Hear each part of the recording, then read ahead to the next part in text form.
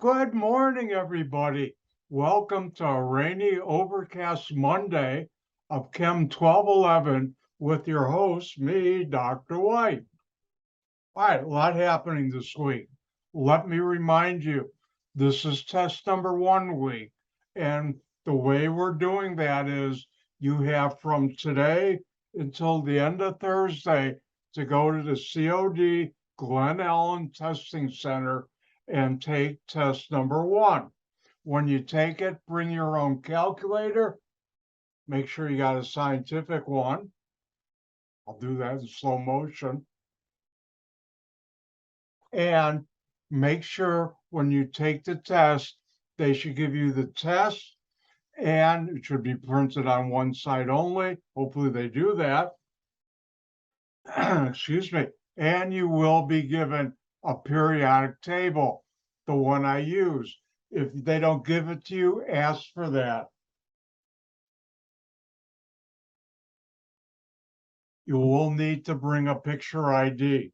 Anybody with special needs will need to bring their letter or a screenshot of their letter so you get your special needs during the test. All right, so don't forget, this week, Monday through Thursday, you have to take test number 1. One piece of advice: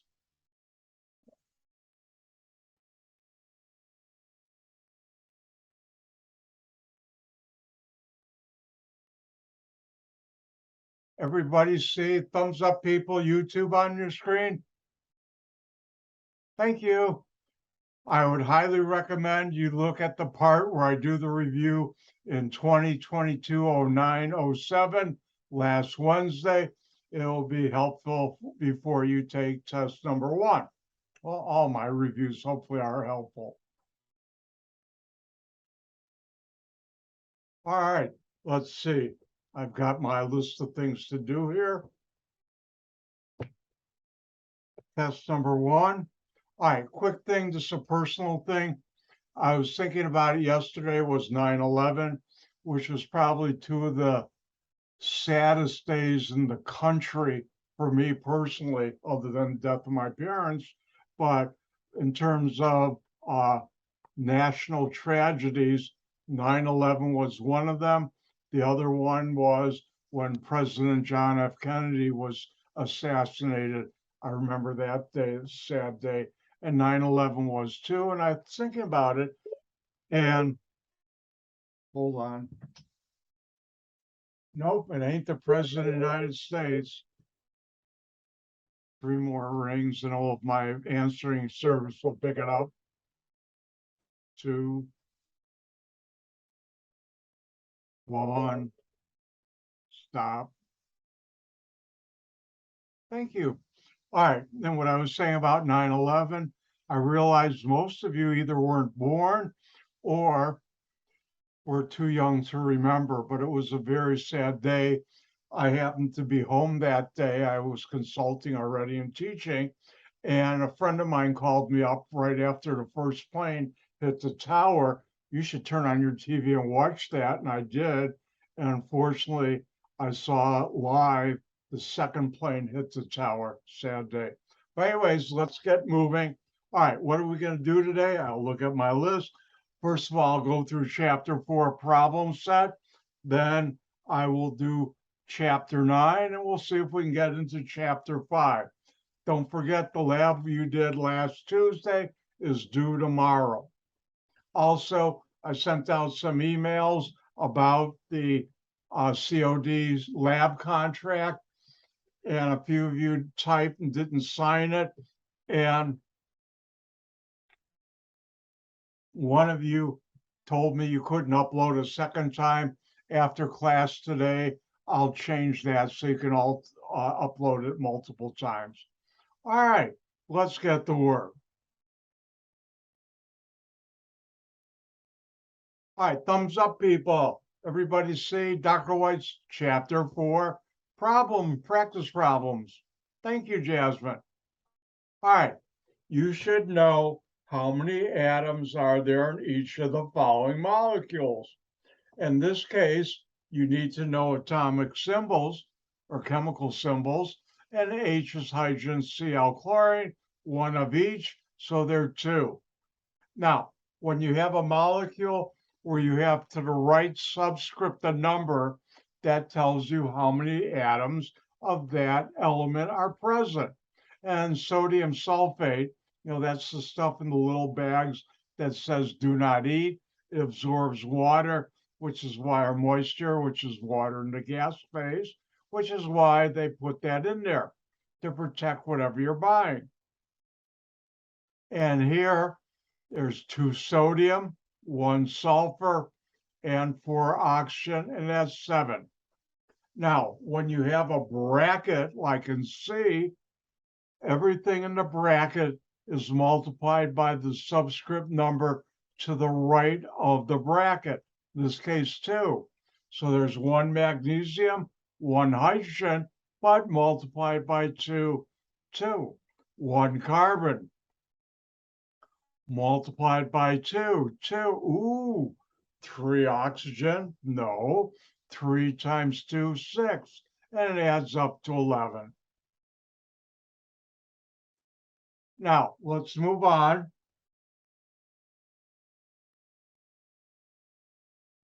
After a tea drink, oh, blueberry tea in the morning is good. But anyways, what are the 3 subatomic particles? You should know. Electron, proton, neutron. Electron has a negative charge, proton has a positive charge, and neutron has no charge, which is what I ask you in the next 3 questions. Proton positive, electron negative. Oh, I got it right. And neutron I don't have. Now, you should know how many electrons and protons are in each of the following elements. How do you know that? Hope I don't have to do this. Hold on. I have a question about this chart. So, when we're gonna have this on exam, do we have to like put the letter of the element or just No, all no? right. Well, the reason I put the letter there is how are you going to know what to find on the periodic table? All you have to do for that chart, and I'll go back to it in a second, is put down a number for the number of electrons, the number of protons. So if we go back here first, carbon, in order to find out how many electrons and protons, you first need to know the chemical symbol. Now, I put it there as a courtesy. See how nice Dr. White is?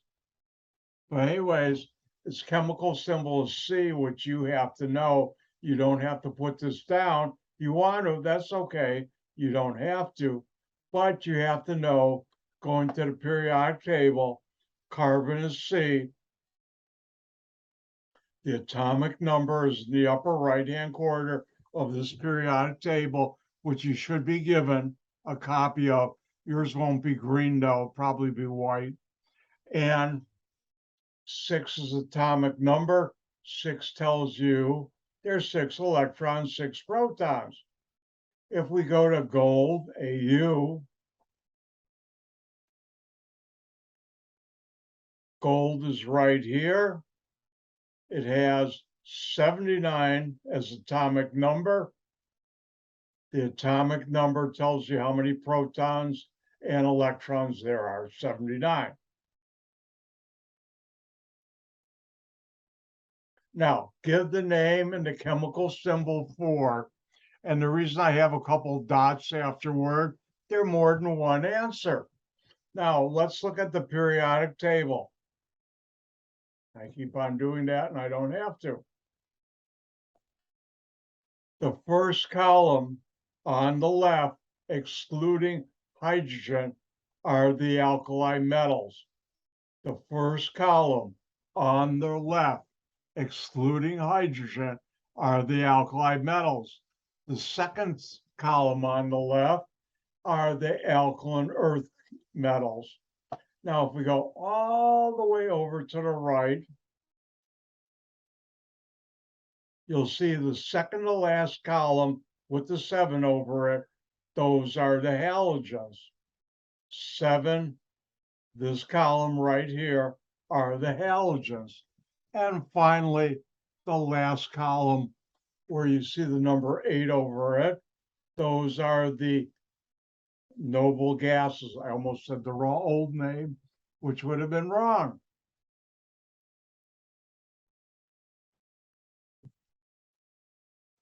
So if we go back and look at the question, give an example, give the name and chemical symbol for a halogen. This column, fluorine, chlorine, bromine, iodine, would all be correct answers. Next one, alkaline earth metal. How many do we need to give as an example? All of them or just like few? Good question. And all questions are good. Only one. Only one? Okay. Only one. And you've got it in, you've got to witness, Jasmine, that I said that. Okay. If you notice, I only put down one. That's why. So alkaline earth, second column, the only two I asked you to learn were magnesium or calcium. You could put down the others, strontium or barium, but you don't have to. And you only have to put down one.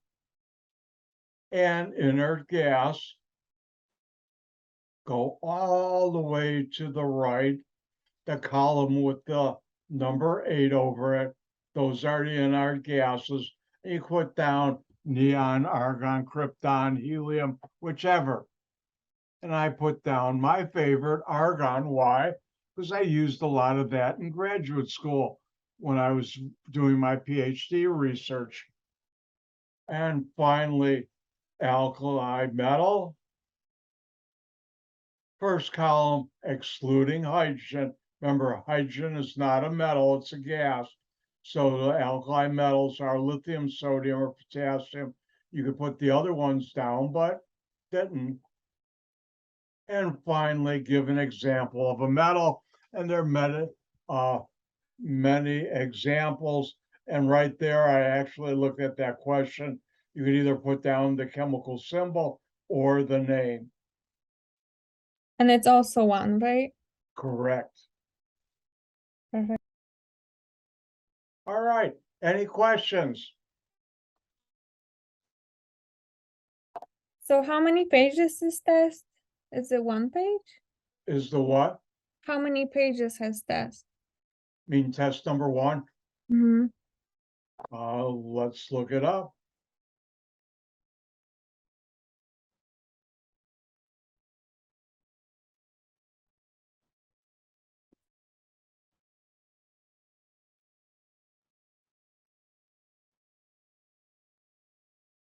Logging into Blackboard. Opening up.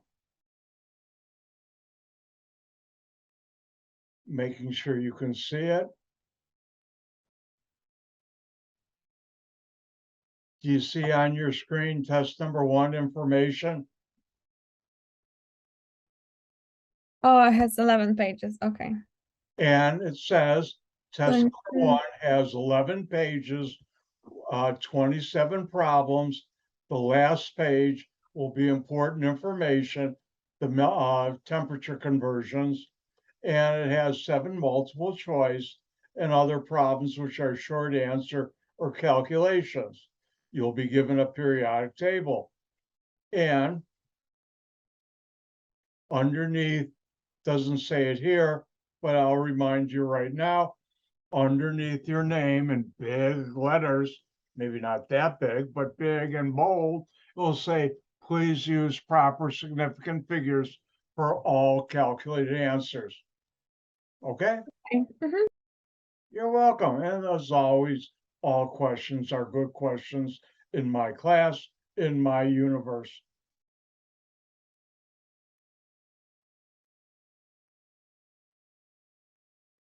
All right, let's move on. Let's get back to, and I've got to open it first.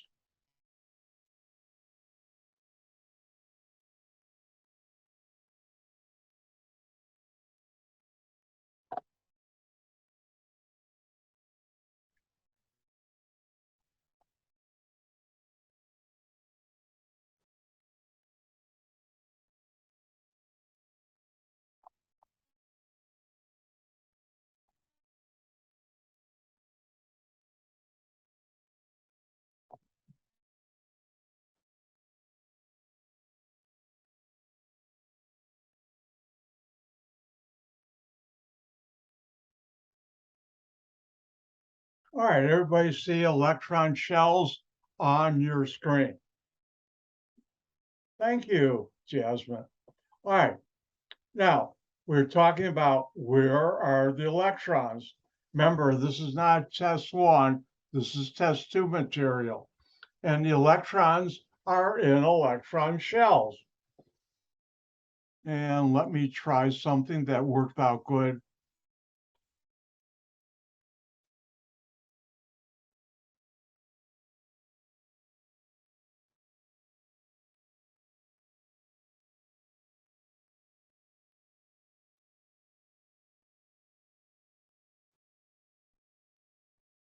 And the electron shells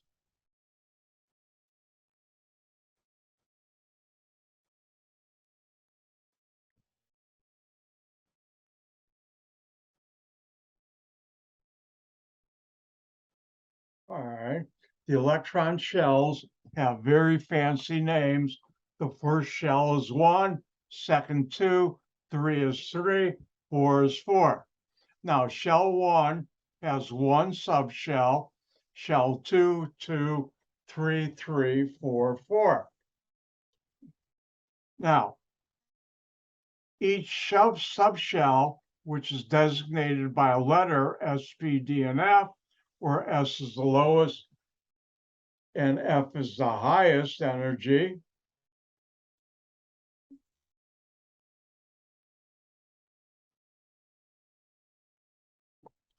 And here, orbital S, and let me copy this over to my whiteboard.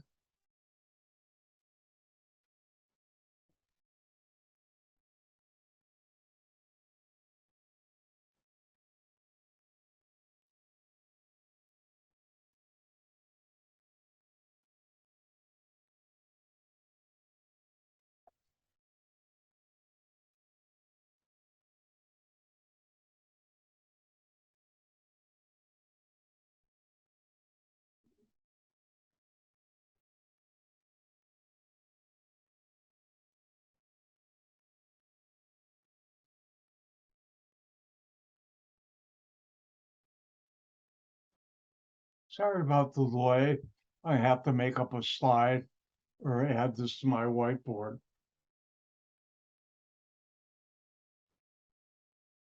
All right, now don't forget, everybody see electron shells and the number of electrons and orbitals on your screen now? Thank you, Jasmine. All right.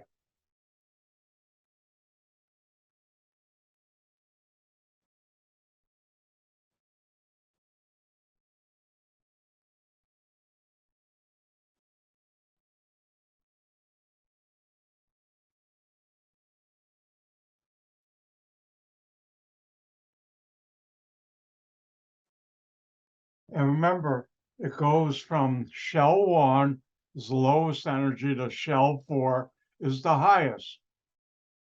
And the same thing when it comes to orbitals. And actually, that shouldn't be orbitals, that should be subshells.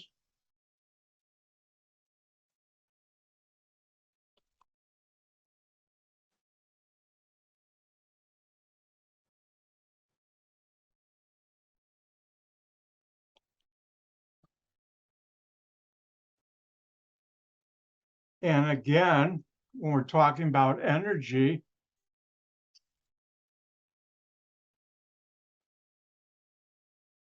S is the lowest,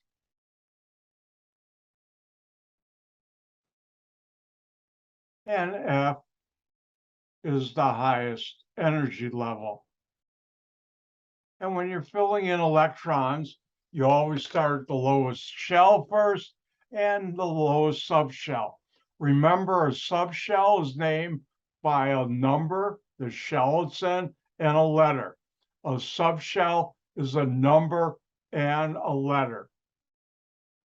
Now, we were talking about electron configuration.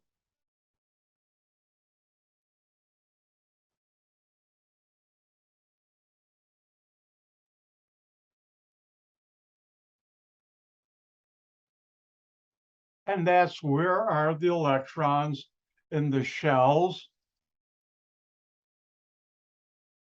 and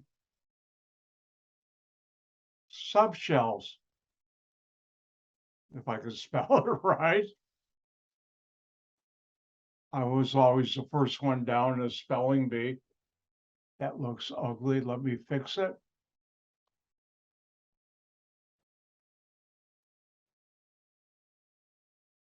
Yeah, it's better. So, question would be,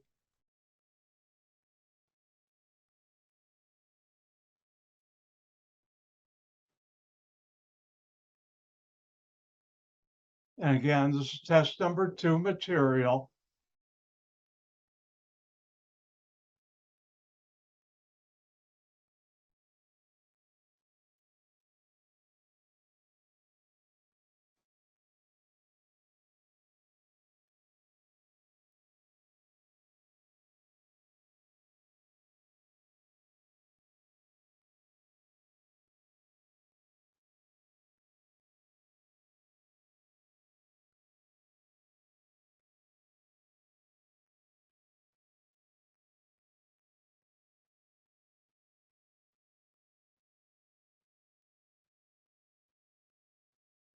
So sometime in the future on a piece of paper, you get at the testing center, hint, my test number 2, you might see draw the electron configuration for 3 to 4 points each, depending on how I feel when I might write the test. And it's magnesium. So what do? Well, first of all, you go to your friendly neighborhood periodic table and say magnesium. How many electrons does magnesium have? And magnesium has 12. Atomic number equals the number of electrons.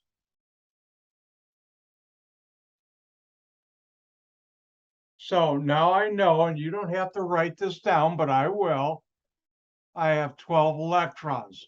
What's the first shell? Well, that's 1. 1 has how many subshells? 1, and that's the lowest energy, which is 1s.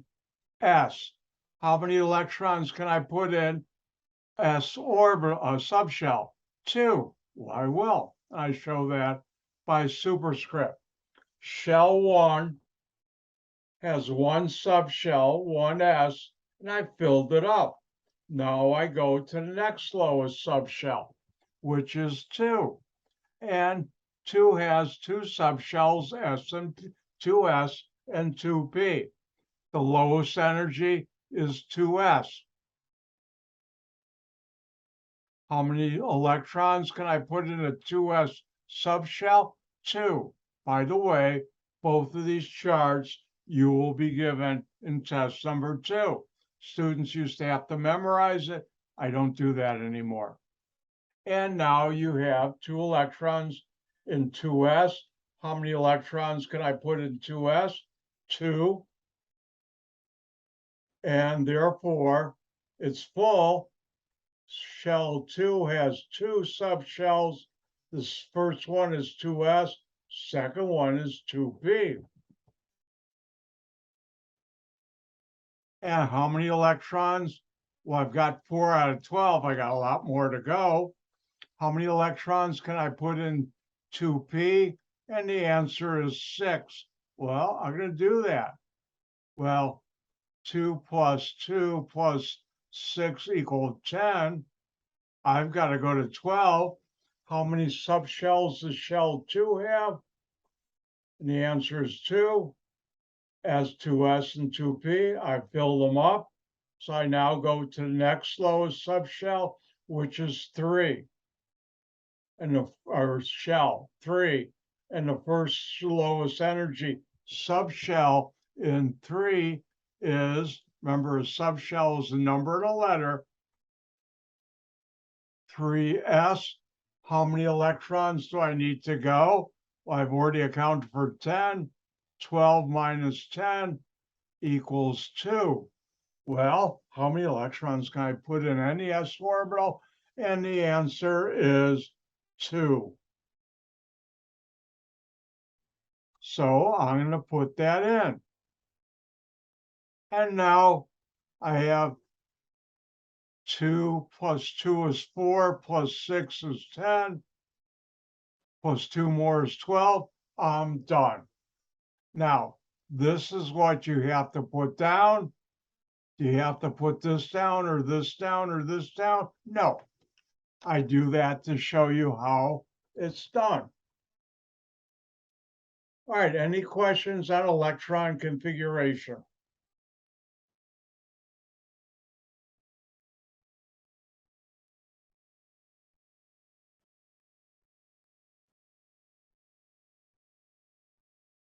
With that, let's move on.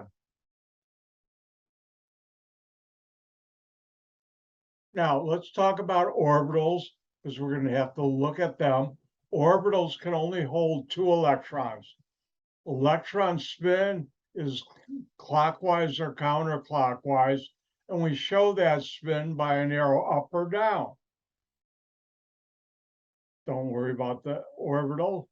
And when we're filling subshells, we've done this. Orbitals acquire 1 electron before they acquire 2, is bus seat rule. And electrons exist in an orbital. They must have opposite spins. So let's look at the orbital diagram.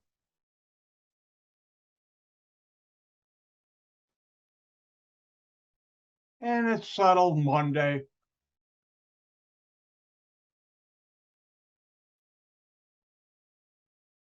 And for electron configuration, you should know that. Now, what is an orbital diagram? It's a statement of how many electrons an atom has in each of its orbitals. And hint, you have numbers, letters, and boxes. Seaboard, for example, I better get to work.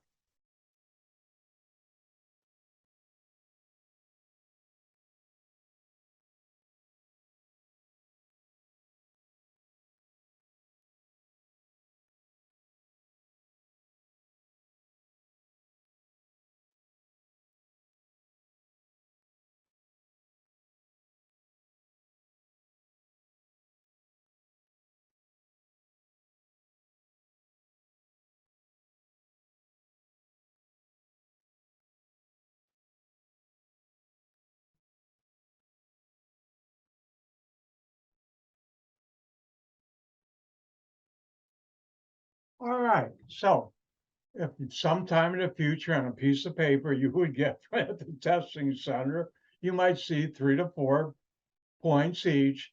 Remember, this is test 2 material. Give the orbital diagram for carbon. Well, what do? First of all, you have to know how many electrons does carbon have. Well, let's go to our friendly neighborhood periodic table. Carbon has chemical symbol C. The number of electrons equal number of protons is the atomic number 6, for carbon in the upper right-hand corner.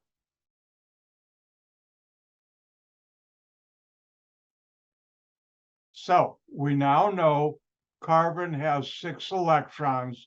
Do you have to write this down? No, but it'll remind you how many electrons you have to do.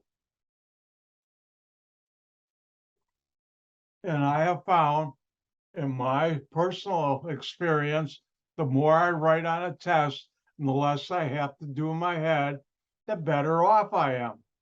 So let's do carbon. Now, this is where it differs from the electron configuration.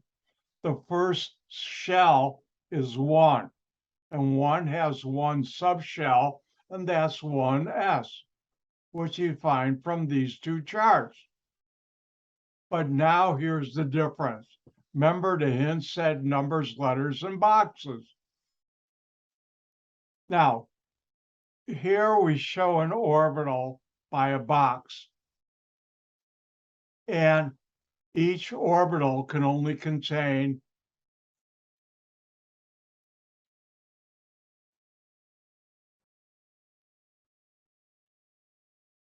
2 electrons. Since any s orbital can only have 2 electrons, we show that by one box. And we're going to fill it up with 2 electrons. Now, electrons have opposite spins. And when you pair them together, you show them by an arrow, one up, one down. Now, we put our 2 electrons in there, and now we filled up one s. And one only has one subshell, one s. We filled it up. So now we go to shell 2, and the first subshell in shell 2 is 2s. And since any s orbital or subshell has 2 electrons, or orbital has only 2 electrons, we'll show that with one box. And now, since they're 2 electrons, we show that with opposite spins, arrow up, arrow down. And how many electrons did I just put in 2s? 2 arrows. Well, guess what? We're full. Now, shell 2 has 2 electron or 2 subshells. The first one is s, the second, or 2s, second one is 2p. Now, notice any p orbital can have up to 6 electrons. 6 divided by 2 is 3. So how do we show the 2p orbital? By 3 boxes. Now we have 2 plus 2 equal 4 electrons. We have to go to 6, so we have 2 more. And now you use the bus seat rule. And that is, you put one arrow, and it can be up or down. And before you double it up, the other boxes need to have 1 electron. And therefore, I can put it in either box, and it can be up or down, and I'm done. And that's how you do it. Let's go through it again. We have carbon, 6 electrons. The first shell is 1, the subshell is 1s. I can put 2 electrons. I show for an orbital diagram by boxes, and each box can contain 2 electrons. Since s can only have 2 electrons, it has 1 box, orbital. And I filled it up. 1s is the only subshell. In 1, I filled it up. I go to 2. 2 has 2 subshells, 2s and 2p. Each orbital can contain 2 electrons. I now look at 2s, 2 electrons, 1 box. I fill it up. I now go to 2p. 2p can have 6 total max electrons. 6 divided by 2 is 3, which is why I have 3 boxes. And remember the bus seat rule. When you have more than 1 orbital box, you fill 1 electron in each box before pairing up. And that's what I did. And that's how you do it. Now, don't forget, special gift from Dr. White. I'll only ask you on my test to know how to do electron configuration and orbital diagrams up to magnesium 12. That's my special gift to you. Shh, don't tell anybody. All right, let's do another one.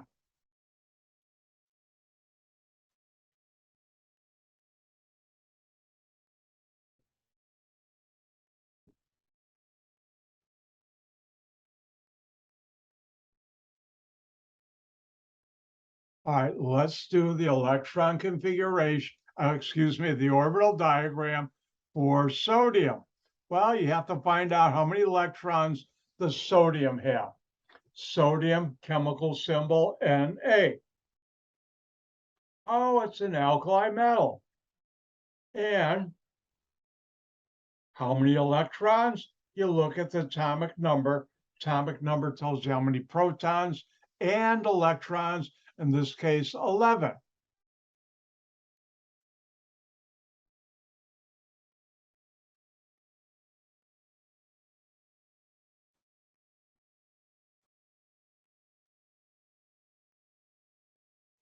And this stuff you do not have to put on test, but I do. What's the first subshell and shell? 1s. How many electrons can I put in a 1s orbital? Subshell 2. Remember, each orbital can have 2 electrons.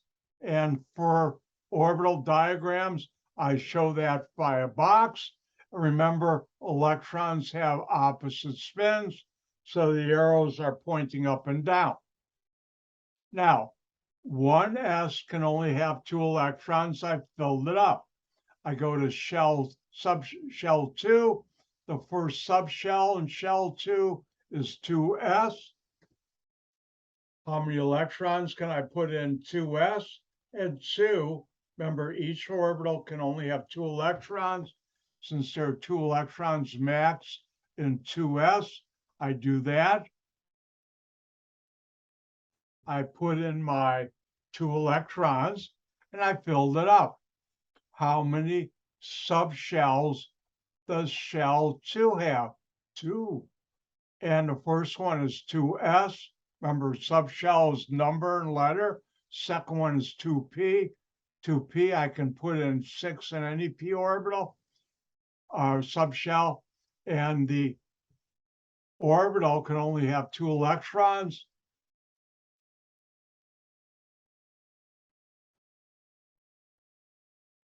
Six divided by 2 is 3, which is why I have 3 boxes. Now, I have 2 plus 2. I've got 4. I've got 7 more to go. How many electrons can I put in 2p? And the answer is 6. Well, I've got 7, so I'm going to fill it up, all 6 of them. And you show that by 6 arrows, opposite spin, up and down. And this is 6 electrons. 2 plus 2 plus 6 is 10. I've got to go to 11. How many subshells does 2 have? 2. Well, I filled it up. I go to the next lowest energy level, going down the chart, is 3. What's the first subshell in 3? 3s.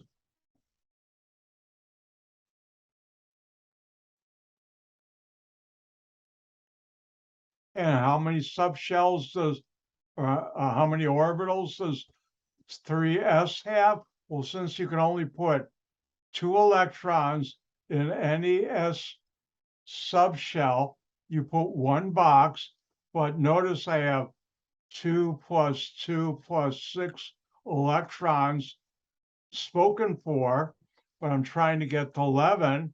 So 11 minus 10 equals, hopefully I got this right, 1. So you can put an arrow up or down, and I'm done, which means I can have some tea. Why is it 3s, not 3d, if we used s already? Well, that's a good question. Each shell has the number of subshells. Shell 1 has 1s. Shell 2, because it has 2 subshells, has 2s and 2p. Shell 3 has 3 subshells and starts with 3s, 3p, 3d. That's why each shell will always start out with s. with a number. Does that help? Yeah, a little bit. I'll tell you what, we're going to go through the problem set probably next week, and that will give you time to go back, look at this video, and also try it on your own. But when you do a shell, when you fill the shell, you fill the subshells, you always start with the lowest energy.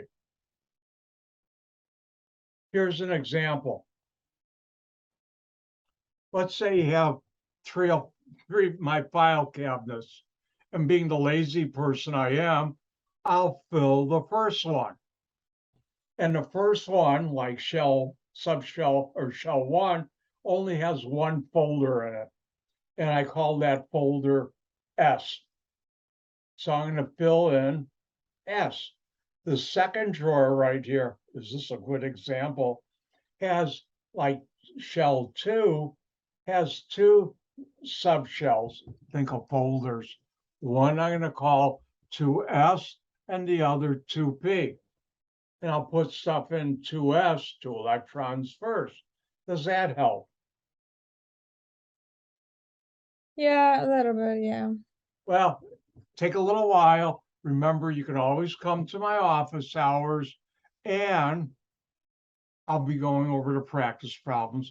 When I first learned this, it took a while for my brain to wrap around this and understand what was going on, really. Okay. And I was a chem major, and all of a sudden it clicked.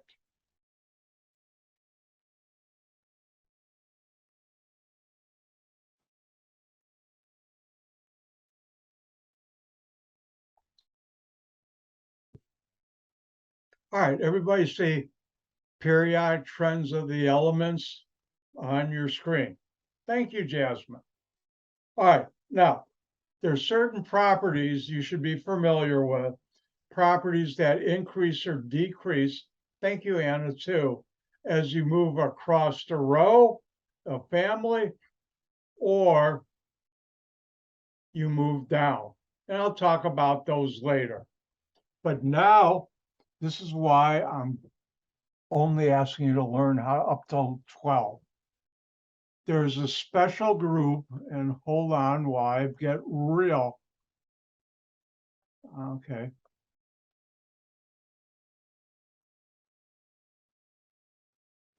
Subtle.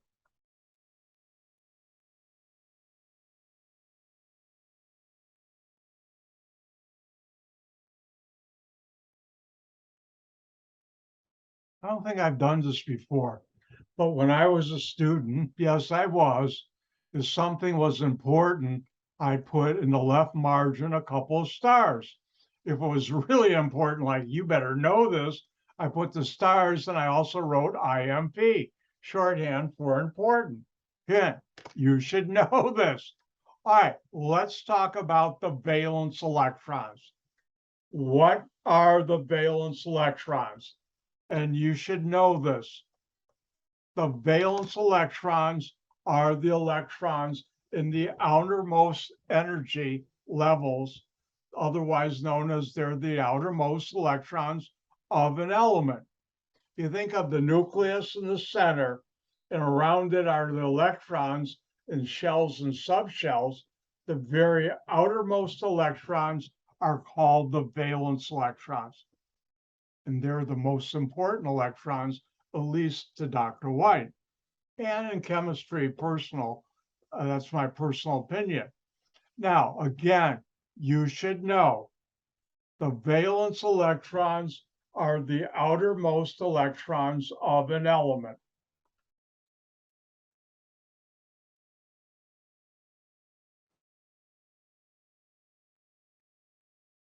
So if I ask on a test, 3 points, what are the valence electrons? The answer is the outermost electrons of an element. Now, how do you find how many valence electrons an element has? You look at the top of the periodic table, and those are equal to the valence electrons that are shown on the top. Wow, I even wrote on the slide itself, type, know this. So the valence electrons are the outermost electrons of an element. And the number of valence electrons each element has is the number at the top of the periodic table. And let's take a look at the periodic table. Everybody see the periodic table? Thank you, Jasmine. And originally, when I took this, we only, and they still do, I think they've changed somewhat. You see the Roman numerals, I, double I, triple I, IV. Over here, like above carbon, IV, V, I, VI, VI2, and VI3, III. And a couple years ago, I found out they aren't teaching Roman numerals, like they don't do cursive anymore in schools. So what did Dr. White do? I wrote the numbers above it in numeric form.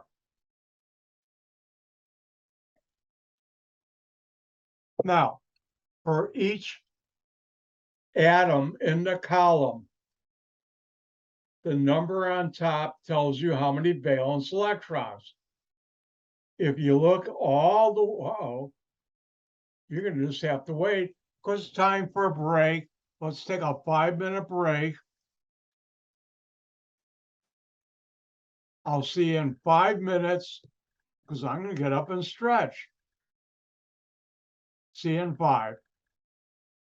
Come back at 9:55.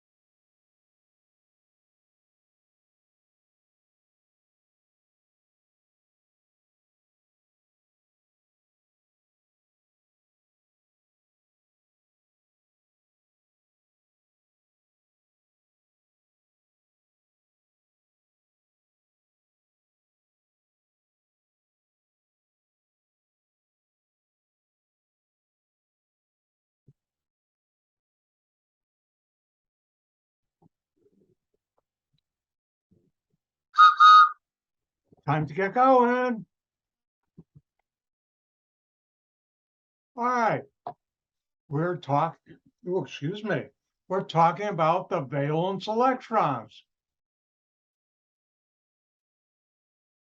And the valence electrons are the outermost electrons. And let's look at our periodic table. Does everybody see the periodic table on your screen now?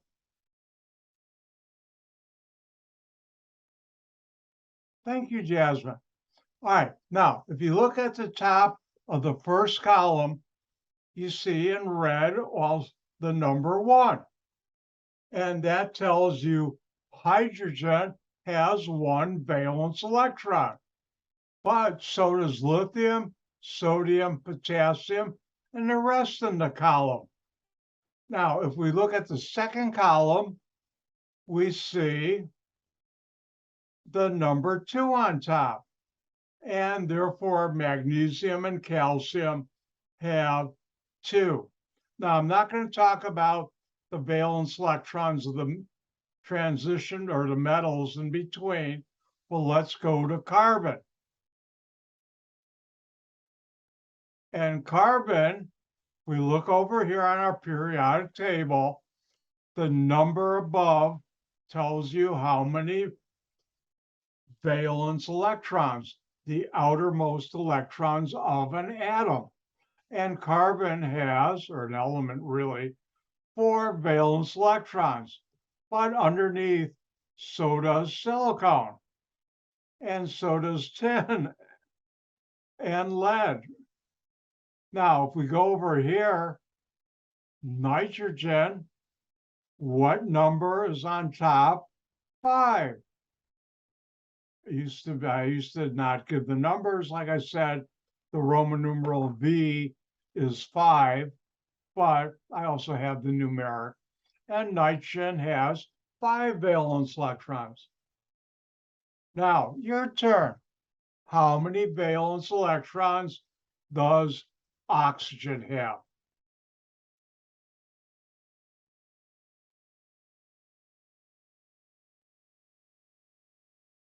Time's up.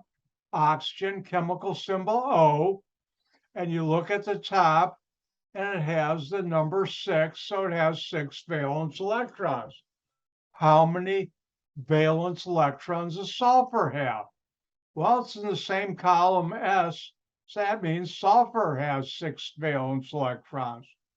Next, if we go to the halogens, second to the right column, you see the number 7 on top. And the question is, how many valence electrons does bromine have? Br, bromine, valence electrons on top, 7. So it has 7 valence electrons. Ooh, I'll let you try one. See how nice I am? I share the fun. How many valence electrons does chlorine have?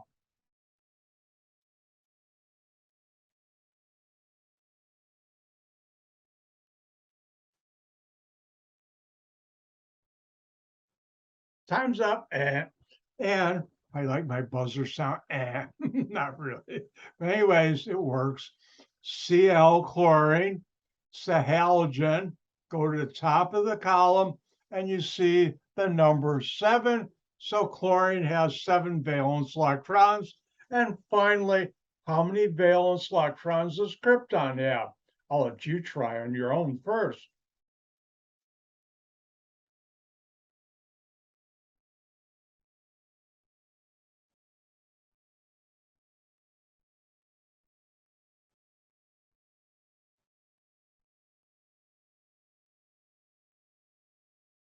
Time's up. And krypton, chemical symbol Kr, it's an inert gas in this column. Look at the top, and you see the number 8. Therefore, krypton, Kr, has 8 valence electrons. You don't look in this box.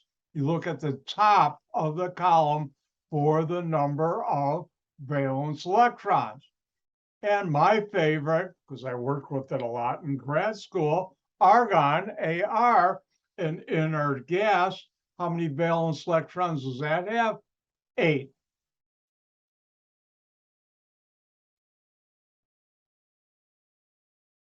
Now, let's look at some valence electron generalizations.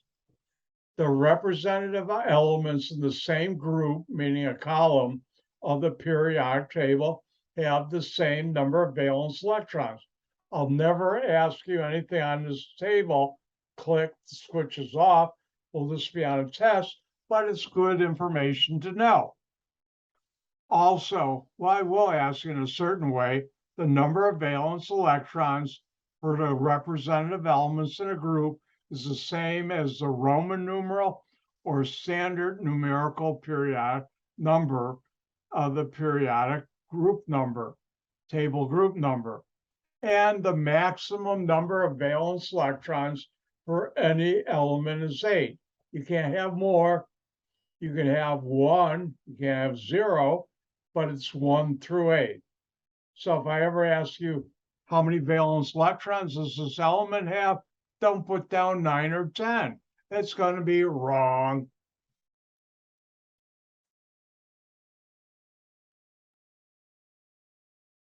Now, there's a reason valence, let's do this one more time.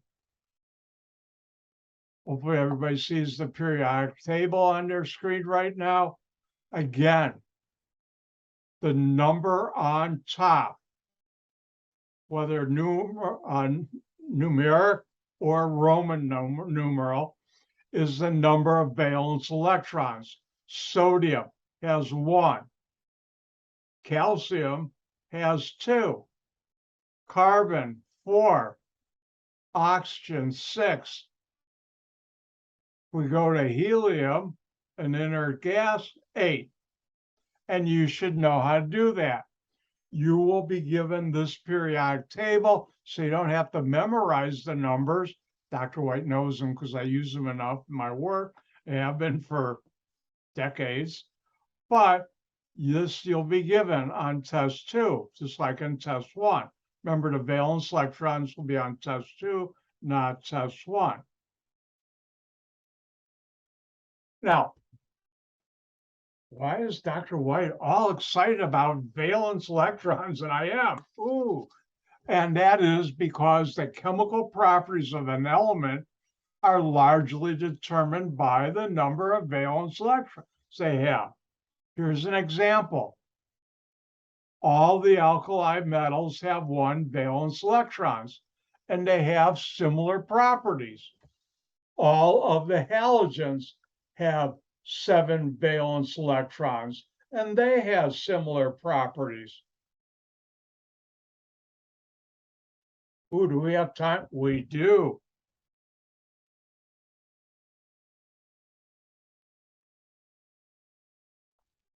I don't need this.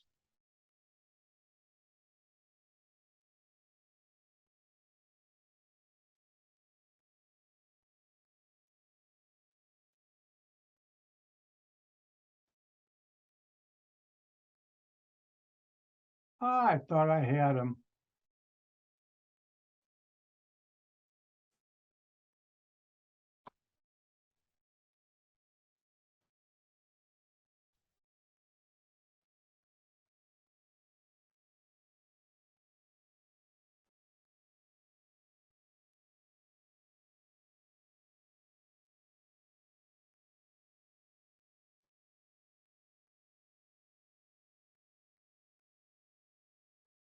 All right. Let me do one thing. I love shopping at Amazon Fresh grocery stores because the whole experience. Hold on for a commercial.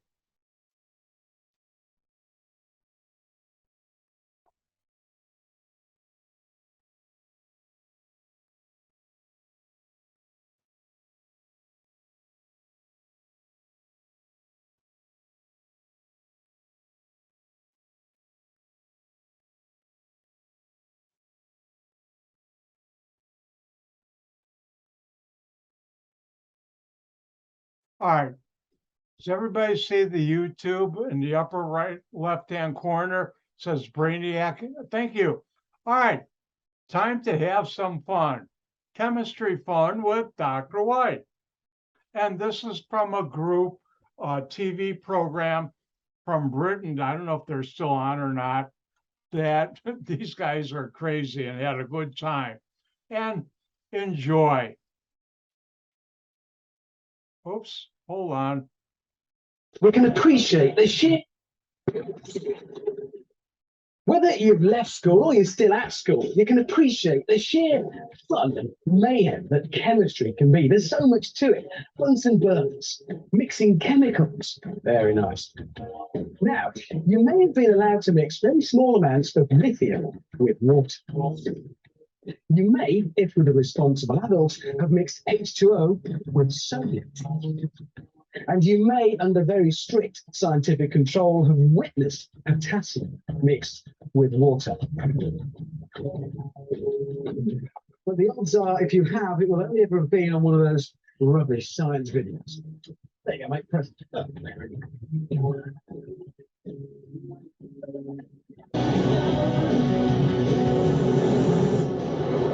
These next two are the dog's nuts of the periodic table. They are, if you like, the king and queen of alkali metals. Mix these babies with water, stand well back, and watch the mayhem. And that's just what we're going to do. Mr. Tickle, bring on the rubidium. Here it is. Is that it? Well, it might not look like much, Richard, but it's a highly reactive metal. It's sealed in this glass tube under argon atmosphere conditions, just for safety. Right, so what's going to happen when you drop that in the water? Well, imagine, if you will, letting off a hand grenade in a bathtub. Right, I'm off. Have that. Okay, good luck. Okay, Tickle. Drop the rubidium in the water. Stand back, everybody, this one's going to be bad. 2 grams of rubidium will only react when our specially designed vial dissolved in the water, which gives John a few crucial seconds to get into our safety zone.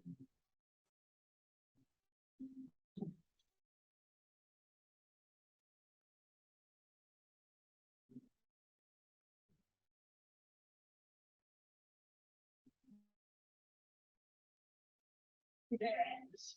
That is more like it. Only on Brainiac do you get that kind of science. But I believe we can go one better. There is one more alkali metal we can legally use. Yes, Richard, cesium, the emperor of alkali metals, particularly nasty to go off at any time. And that's it. Oh, yes. I like it already. Now, what's that going to do when it hits the water? Imagine a depth charge in the bathtub.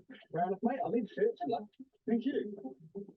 Okay, John, go for it. Warning, warning, warning, extreme danger. As our cesium sinks in the water, the rapid generation of hydrogen gas should produce quite an explosion.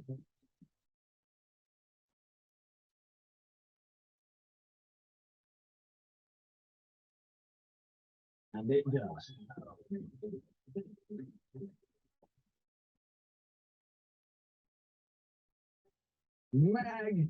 Magnificent. And I think that concludes today's experiment.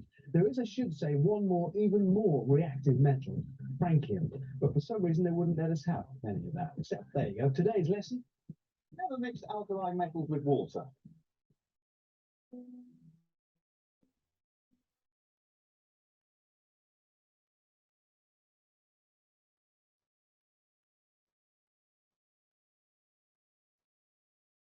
Hopefully all enjoyed that. I had a fun time.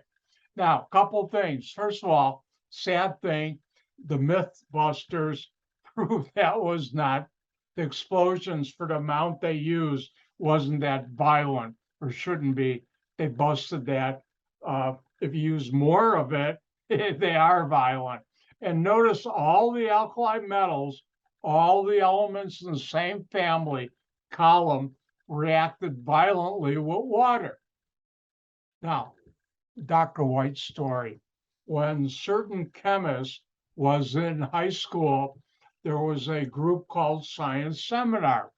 And that was a group of the top science students that got their own study, room in the science wing of the high school. to be totally unsupervised, and they had full reign of the stockroom unsupervised. And a group of them borrowed a couple of pounds of sodium metal. And the next day, which was a Saturday morning, about 6 a.m., these students went down to a beach in Evanston by Northwestern with the sodium and slingshots. And they took big pieces of sodium and shot it into Lake Michigan. And they got the same kind of explosions like you saw, because they were using a lot more sodium. Now, the story gets better. While those students were doing that, a policeman drove by and stopped and came out and said, "Boys, what are you doing?" And being the scientists those boys were, said, "Sir, we're investigating the reaction of Lake Michigan water with an alkali metal." And the policeman said, "Oh, okay, be careful," and left. That wouldn't happen today. Those boys would have been arrested for being terrorists or whatever. But that's a Dr. White, don't tell anybody, alkali metal story. True story.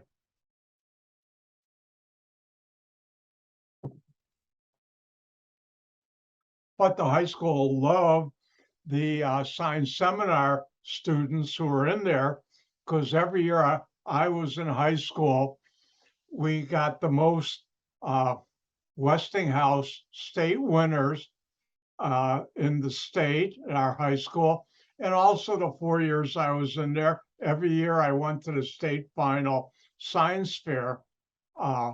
And every year our high school won the most outstanding awards at the state science fair in the whole state.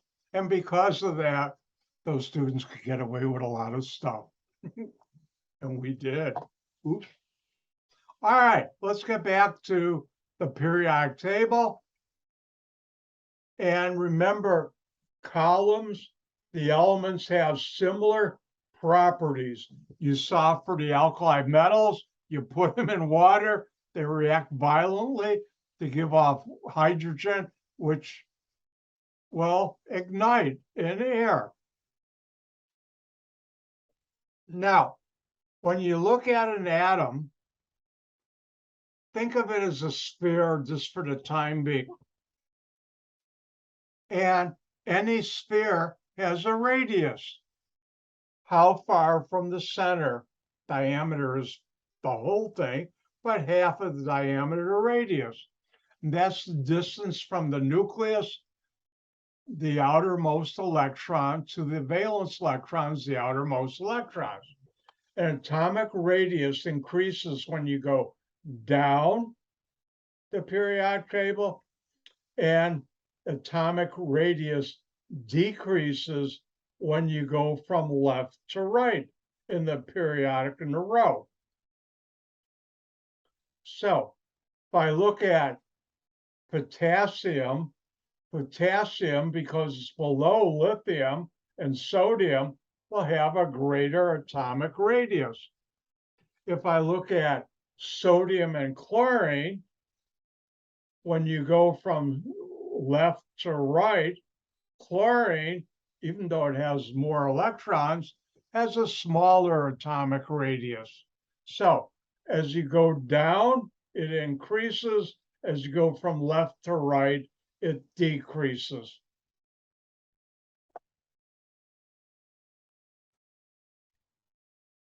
I won't ask that on the test, but sometimes on the ACS final, they will ask that. Now, another property you should be familiar with is ionization energy. And this is the energy needed to remove an electron, pull one off from an atom. And the ionization energy decreases when you go down a group, meaning it takes less energy, and the ionization energy increases as you go from left to right.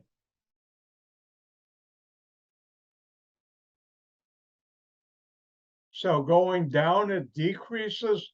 Going from left to right, it increases. And ignoring the inert gases, fluorine has the highest ionization energy. It's hardest to pull electron off fluorine, where somewhere like lithium, it's a lot easier. And potassium is easier than lithium. I will not ask that on a test, but sometimes on the ACS exams, final exam, they will ask that. Now, as you go across a row, and this I'll never ask, the metallic character decreases. When you go down a column, the metallic character increases. I have never used this. I don't think this has ever been on a test. So click, switch is totally off for this slide. Uh-oh, the end. The end. Oh no, you know what this means? It means it's time for a new chapter. And I have to open it up.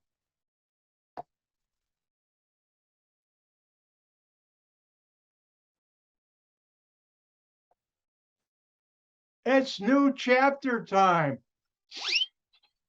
I love this. It's a new chapter. Ooh, what's this new chapter? Chapter 5. And what's in chapter 5?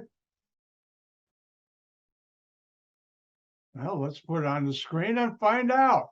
Chapter 5 talks about molecules and compounds. Everybody see chapter 5 on your screen? Thank you, Jasmine.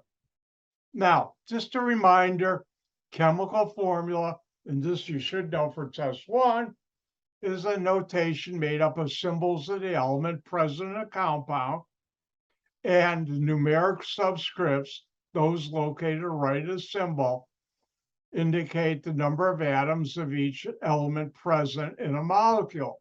And don't forget about parentheses. Since I went through that earlier today, I'm not going to go through it again. Now, we talked about an atom. An atom has the nucleus, protons and neutrons, and then around it in the cells and subshells, we have the electrons. Well, that's an atom. What about this stuff in this bottle? Hold on, I'm gonna try some. Oh, it's good. Water, H2O. What holds the the atoms together in water? I don't have any up here, but if I had table salt, sodium chloride, what holds the sodium and chlorine together? And let's go to my whiteboard.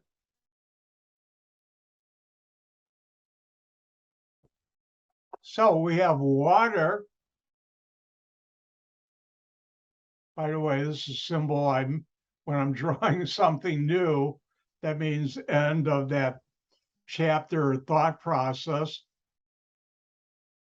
I haven't used that yet this semester. We have water, we have 2 hydrogen and 1 oxygen. Oh, what holds those together? Good question. Thank you. You have sodium chloride, table salt, 1 sodium, 1 chlorine atom. What holds those together? And that's what we're going to learn about in this chapter. Now, when we talk about chemicals or chemical compounds, we can break them into 2 types. Ionic compounds, your book calls them the other type, molecular. Dr. White likes also better the older name, covalent. So there are 2 types of compounds, ionic and covalent compounds. Now, what are we talking about? A molecule. I'll never ask you on a test, what is a molecule? But you should know, because I'm going to use that term a lot. And that's a group of two or more atoms that function as a unit, stay together, because the atoms are tightly bound together. Water is a molecule. The hydrogens and oxygen are together in one unit, stuff in this bottle, but you don't think of water as a chemical. It is probably one of the most important chemicals in our life. And that is something that holds together atoms in a unit. We call that a molecule. Now, table salt, sodium chloride, that's weird. Why it turned red, I don't know, but it does strange things like that. My tablet. Sodium chloride, that's a molecule also. And the sodium and chloride atoms are held together in a unit, which we call a molecule. And if you're breathing now, which I hope you all are, you're inhaling oxygen molecules, O2, and you're also inhaling nitrogen molecules, N2. So these are all molecules. Now, what holds together the oxygen and hydrogen and water? Again, water is a molecule, H2O. What holds the two oxygens and two hydrogens and oxygen together? And that force is called a chemical bond. Again, a chemical bond is the attractive forces that hold atoms together in more complex units we call molecules. I'll never ask you what is a chemical bond, but I'll use that term. So a chemical bond are the attractive forces, things that come together. Have any of you ever played with a magnet with metal? You know how it sticks together? By the way, I'm going to tell you something personal about Dr. White.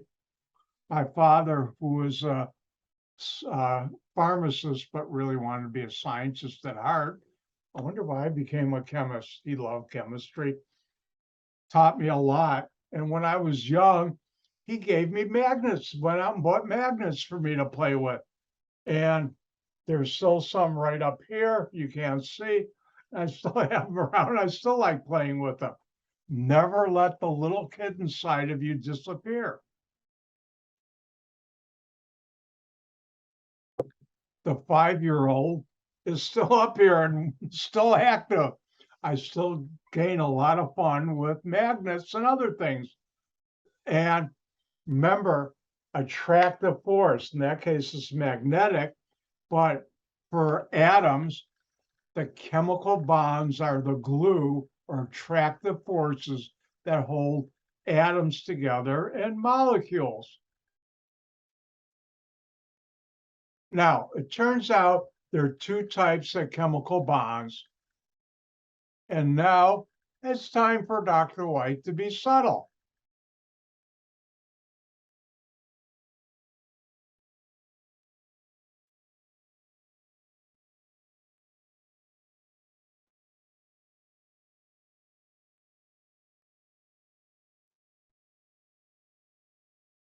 I'm going to be real subtle.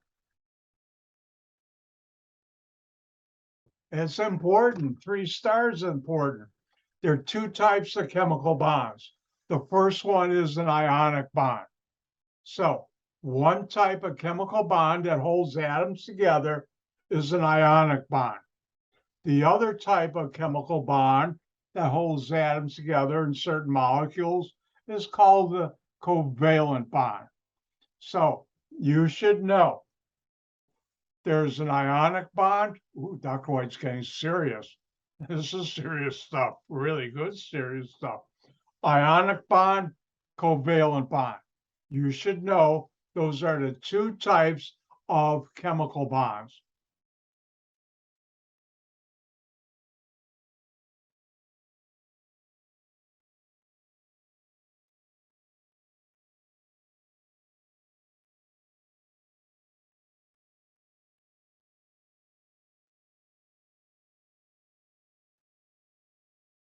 And what is an ionic bond? Ken, you should know this. An ionic bond results from the transfer of one or more electrons from one atom or group of atoms to another atom or group of atoms.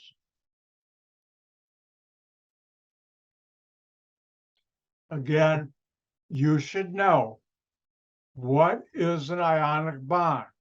An ionic bond is the transfer of one or more electrons from one atom or group of atoms to another atom or group of atoms.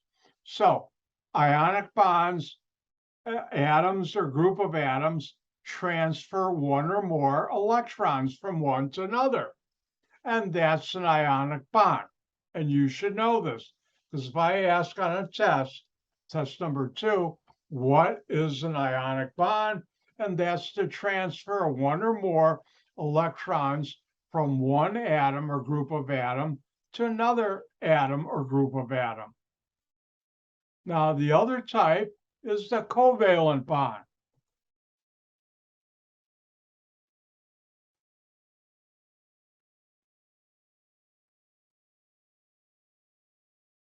Be subtle again.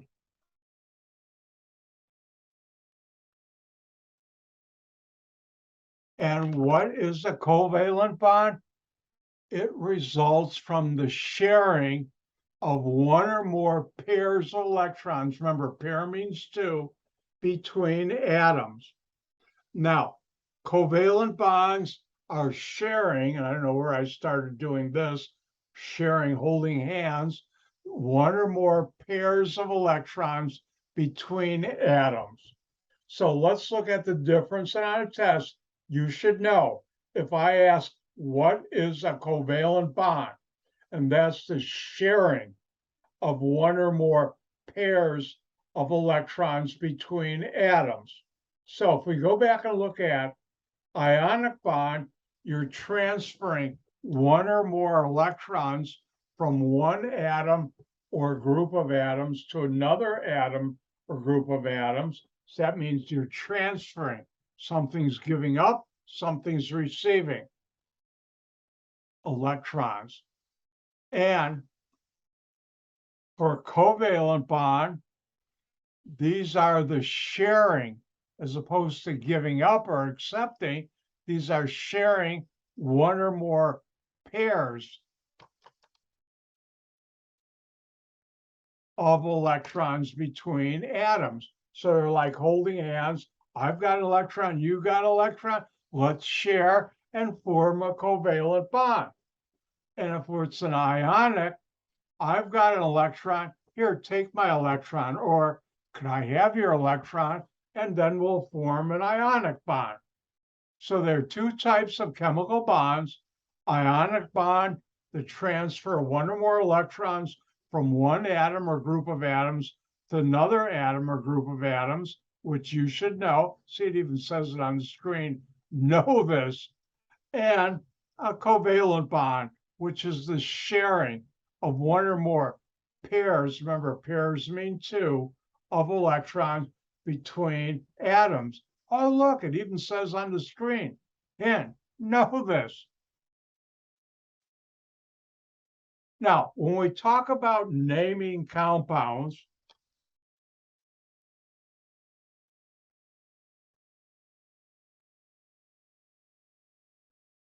oops.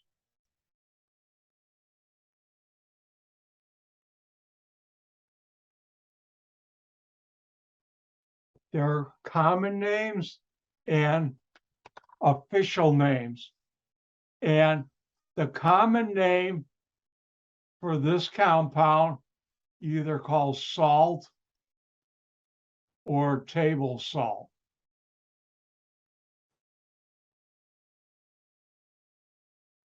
The IUPAC name, what's that? And I'll tell you in a second. That means official name is sodium chloride.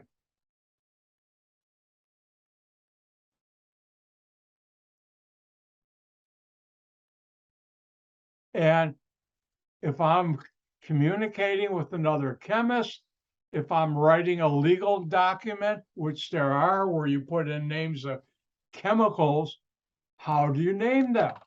Well, it turned out this became a very serious problem. And about 1910, 1912, 139 countries got together. We've got to do something about it.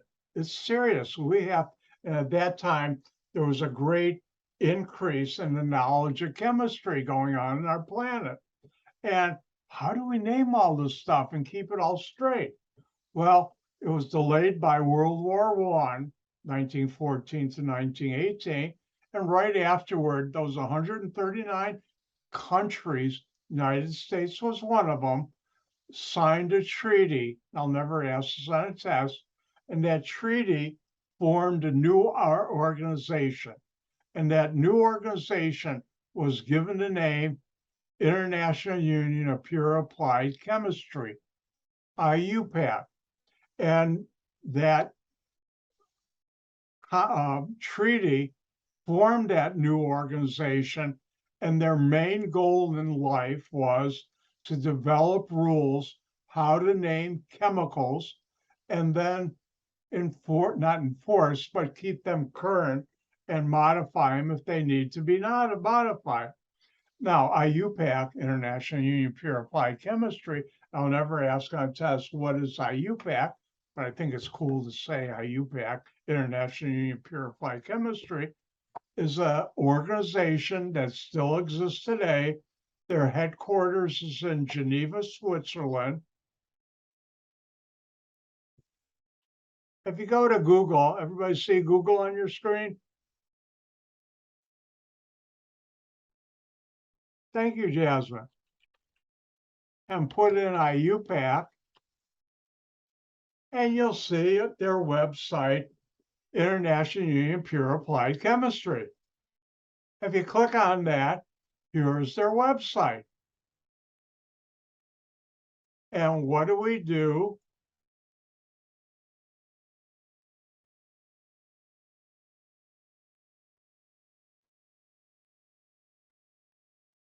It's the World Authority on Chemical Nomenclature.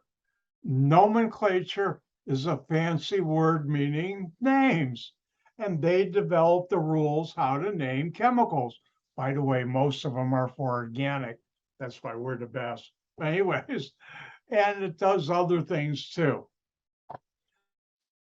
Now, I don't know if they stopped because they've gone digital. I think they don't do it. Before they had a website and before the internet, yes, there was a time I was already in business working in chemical companies well before the internet. IUPAC every 10 years would put out what they would name by colors, a book of all the rules. And the last book they actually put out, and I think it's always now on digital, so I don't have to publish books anymore, was called the Gold Book. And if I remember correctly, the Gold Book, just the list of the rules how to name chemicals, had about, I think, 3,000 pages. It was more than one book. It was huge. Or volumes, I guess, like an encyclopedia. Do any of you ever know what Encyclopedia Britannica was? I just did a generation gap on you people. But anyways, that's IUPAC. Now, again, IUPAC rules, think of them as the official rules. It was created right after World War II, about 1920, and created as the official source of all rules for naming all chemicals. Now, besides the IUPAC names, there are still common names that were in existence well before IUPAC like have been around for eons, centuries, that still are used. And also the IUPAC names are used. Sodium chloride, water are two common names. I'm not going to call water, the IUPAC name would be dihydrogen oxide. Nobody calls it that. It's water. Or if you're another language, German, Wasser, Spanish, I believe, but don't quote me on this, is aqua.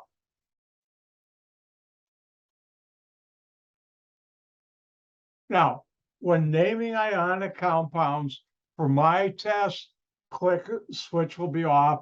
I think there's a few points on the ACS final, but name ionic compounds formed from the metals and non-metals. And different types have different nomenclature rules.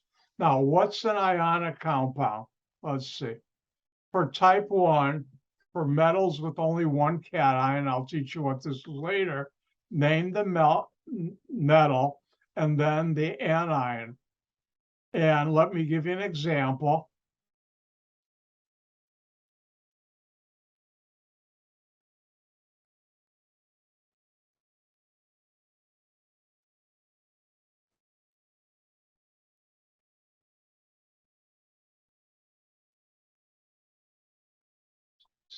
Table salt is an ionic compound, and you should know that. And if we look at that, how do you name it? You name the first element as its name, sodium. The second, which is you name as the ion, you take chlorine,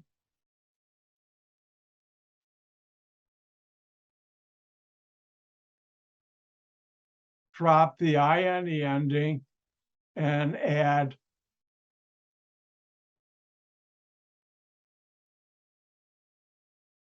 IDE. So it's chloride.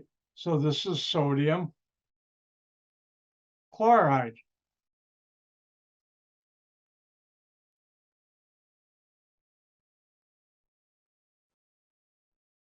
Now, KCl, which is also ionic, you would name this first as potassium.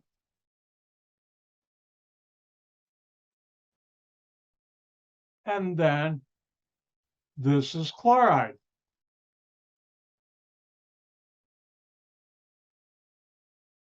If I had this compound, K is potassium. And I won't ask this on a test, but the ACS, and also you should be familiar with this. And Br is bromine. But to name it in an ionic compound, the second element, you drop the INE at the end and put in IDE, so that becomes bromide.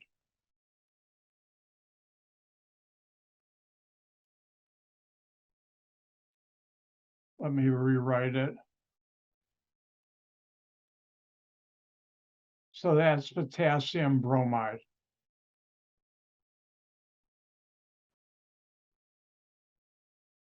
And other ionic compounds are named similarly, and the rules are provided by IUPAC. They developed them. Now, for type 2, metals with more than one cation, sometimes you'll name the metal as the name with a Roman numeral, like copper 2. They use numbers now also. And then the name of the anion. Again, switches off for this.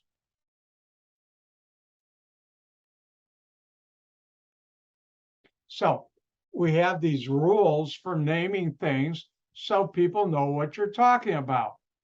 Now, one of the things that's interesting with ionic compounds, remember an ionic bond is to transfer one or more electrons from one atom, or here's the important thing, group of atoms to another atom or element or group or atom or group of atoms. And what do we call those group of atoms? They're called polyatomic ions. Now, I won't ask this on a test, but the prefix poly means many. And years ago, a friend of a friend, who was a very nice lady, unfortunately, she passed away about a year ago. Her name was Polly, and I did something really dumb. Oh, hi, glad to meet you, Polly. You know, in chemistry, your name means Polly. And after I said that, she gave me the kind of look like, you know, how many million times I've been told that? So don't tell someone whose name is Polly, their name means many, because they've heard it already. Actually, a Polly story, do I got time? I got a few seconds. The first Harry Potter movie, Polly was the dean of English at Elgin Community College. Another English professor introduced me to her at a party, and turned out we're all Harry Potter fanatics. Actually, that other person who was an English professor who introduced me to her dean, took about 6 months, her beating on me. You should read this new book. It's called Harry Potter. It's a children's book. Why should I read that? Once I did, I got hooked. And we all went to the first Harry Potter movie, and she came with her own Nimbus 2000. If you don't know what that is, that's the first broom Harry had. But anyways, that's a memory. Very nice lady. Let me just do something.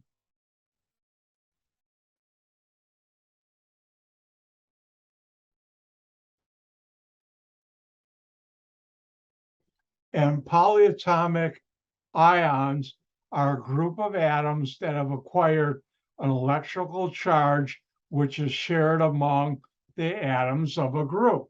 So poly, many, atomic, a lot of atoms held together in a group, and I'll teach you what an ion is a little while, like tomorrow.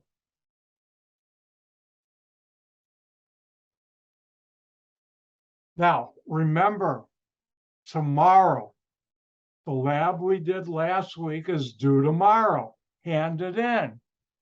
Upload it to Blackboard. Do that as a single PDF file. Instructions are there for you to know how to do that if you don't know. Also, don't forget, today, tomorrow, Wednesday, or Thursday, take test number 1 at the COD Glen Ellen Testing Center. I give, normally students would, if we were face-to-face, would take about, I give them 55 minutes, but usually if test number 1, most students are done in about 40 minutes because of the testing center and there might be distractions. I've given you 75 minutes, an hour and 15 minutes. You shouldn't need that. And with that, I'm done for today. Don't forget, today I have my office hour from 5 to 6:15 on Zoom. Don't forget, tomorrow we'll do another lab. I've already posted that in Blackboard. And with that, oh, one thing I should mention, I'll mention again tomorrow, and that is I will pick up all tests on Saturday. The testing center is closed on Friday and Saturday morning. And by Sunday, 4 p.m., I will have all scores posted, test number 1 scores in Blackboard. And by the end of Sunday, say 8 p.m., if not a lot earlier, I will also email out to you, each of you individually, an email with how many points you got for each answer. And next Monday, I will go through all of test number 1 answers, but I will cut it out of the video. So if you can't make it to class, come to my office hours. With that, I'll say, I'll see you tomorrow. Same bets, no, same time, same Zoom station. And with that, gang gesund. Goodbye.